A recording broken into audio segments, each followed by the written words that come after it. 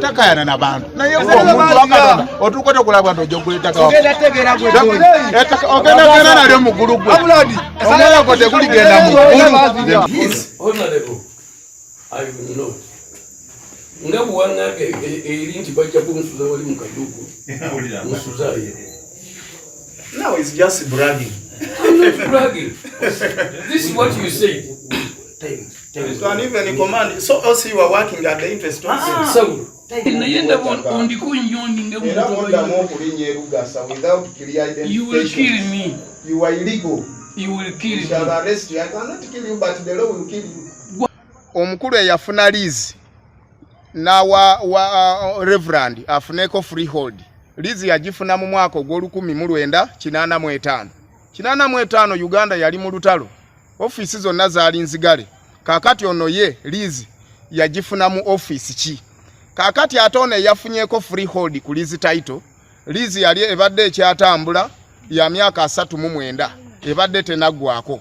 Muteeka ki mwosobola okufunira freehold land title ng'ogifuna ku lease ate lease ng'ekyatambula. Okufuna freehold land title mukulu waswa Reverend bw'omubuuza ane yali chairperson wa district land board eyakusayiningira ku forms osobola okufuna freehold tamumanyi kitegeeza ono mukulu waswa mufere era y'omu agenda okufuuka ekyokulabirako nga twagala okugobera ddala ekibbataka mu Kayunga district naddala ebbaale era omuntu yenna tagenda kuweebwa mukisa okulabanga agobaganya abantu ku mataka gaabwe. Tosobola kufuna freehold ku ttaka eririko abantu kubanga freehold kitegeeze ettaka liri free gwe weka lirinako obuvunaanyizibwa you a freeholder. Kakati ettaka bwe libeerako abatuuze nga nange ndi ku kyalo kino ekyapa yakifuna mu 2018 meeting yakubwawa nange ku kyalo saaliko chairman tamulabangako wa Kayunga district omukyala ate yakulembeddemu omuntu alina ekyapa ekyekifere bwe kiti ng'amuleeta okumwanjulira abantu nti ono ye landlord omutuufu mumukirize era ggulewo empenda.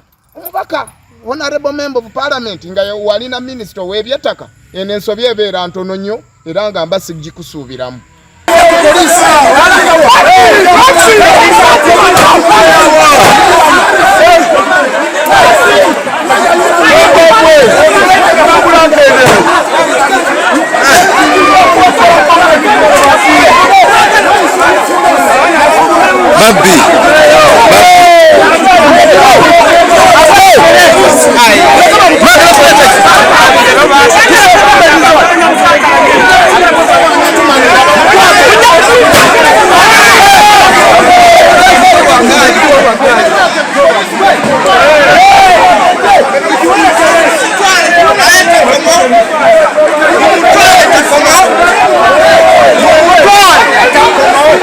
Kakati olwaleero tubetugenda kulaga amaanyi okulaga Nantaba tukimanyi tino omubbi kondo y'omu kubatunyaza ettaka lyaffe era alesa abasajja betamanyi abayita abantu ba Katonda abayita balevulandi abayita baani n'atuuka okuwaayiriza ebigambo ebingi eri honorable waffe Tebandeke Charles ne tumulaza amaanyi era tumugobe mu maanyi asobole okubeera ng'agenda aleme kudda kwayagadde okunyega eka 40 ku ttaka mugomola lye Kayonza mu district ye Kayunga ku kyalo kye bayita Lugasa isiti Lugasa Kyato tuka Wolokota olona bagezza okutambula okubeera nga bafuna amataka naye tumulabulabuzi gyakomye akomeeyo nga watusimatuse olwalera agende aleme kuddamu kumanyira ttaka lye waffe kuba talina bukakafu bulaga nti wabe bakola ki bagula ekyapa kyalira tujja gamba nti no kituufu lwa nsonga n'abatabani b'oyo gwe bagamba nti nno gwe yagulako tebakakasa nti nno yakola ki nti nno yatunda nti oba kitaabwe yagula nti kitaabwe yabaguza era Levulandi byalina byonna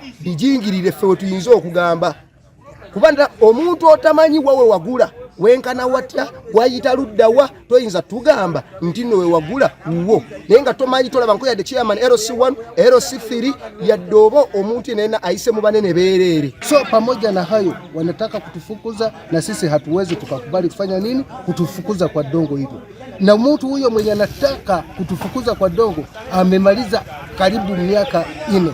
Anasema dongo ni lake na lakini hajui dongo inapita wapi inaanzia wapi. Anasema iko na ika 40. Na ika 40 hizo hazijui zinaanza wapi zinakwama wapi. Anasema zinaanzia Kaorokota, zinakuja paka Chado, zinakuja paka Lukasa. Na hiyo ni uongo. Na chapa chenye analeta kutuonyesha chapa ya uongo. Ile taito sio taito ya haki, ni ya uongo.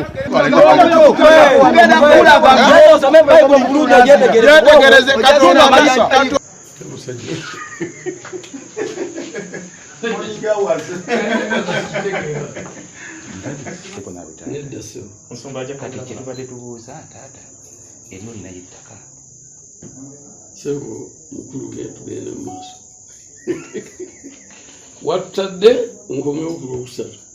With all documents. Yes.